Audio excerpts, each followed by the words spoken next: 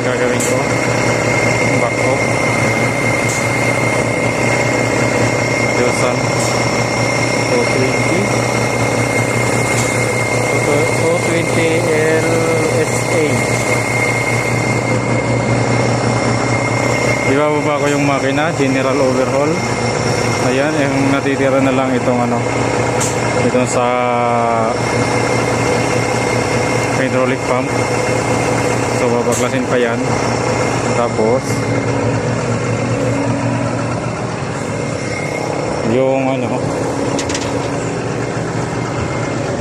itong makina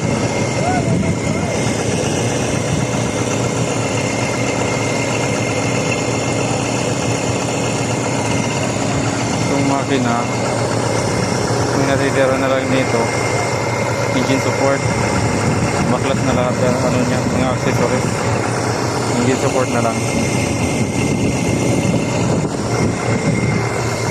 Electrical, natanggal na,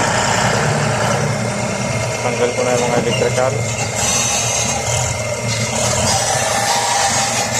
Yan siya. अरे ज्यादा टाइट हो गया लग रहा है, ज्यादा टाइट है।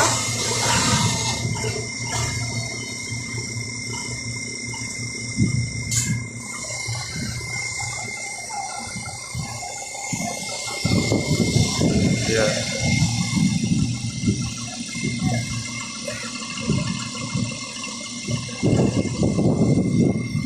So pagka ano, kuhain ko na yung ano, yung pakuha ko na yung bag ko, papabuhat ko na to. Bay! Hey! Hey! Hey! Hey, चुप जान! Kulo mabisa wag bulldozer!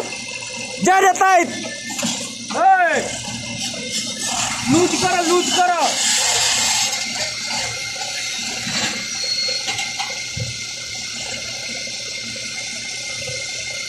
Nangunguhan sa mission ako sa mga operator.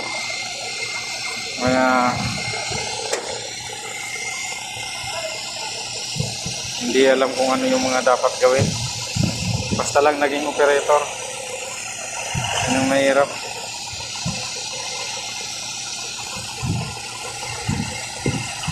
So ito, hindi na lang papaklasin.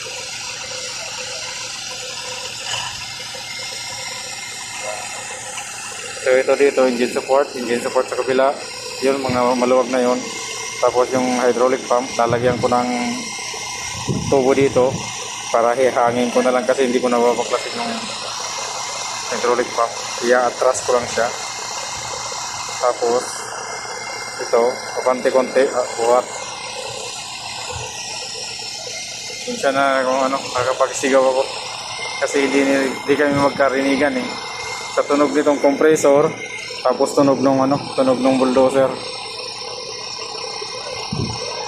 So ang kadena sobrang higpit. Wala, hindi mga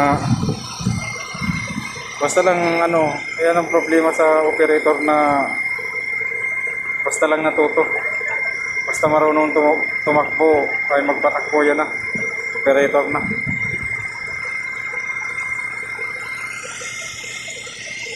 Yan, so ngayon, ito ngayon ang ano ko. Ang naging kaso nito ay sumusuka ng langis. Tapos, sumusuka ng langis, kumakain ng langis. Ito ang ano nito. Kaya, nag-decide akong ibaba itong makina.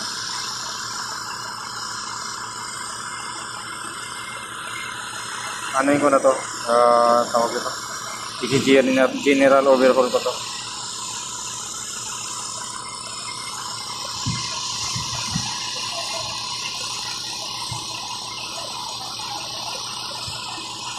Sige po mga lods, kaya no, nagtitinginan yung dalawa. Parehas yan operator ng bulldozer.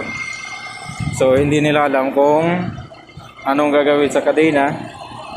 Sa ano, yan, sobrang higpit yung pagkaano nila.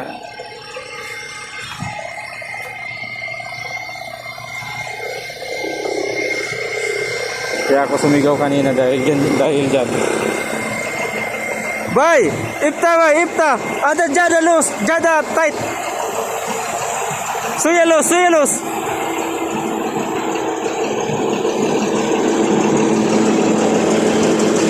ज्यादा ज्यादा सो गौई ज्यादा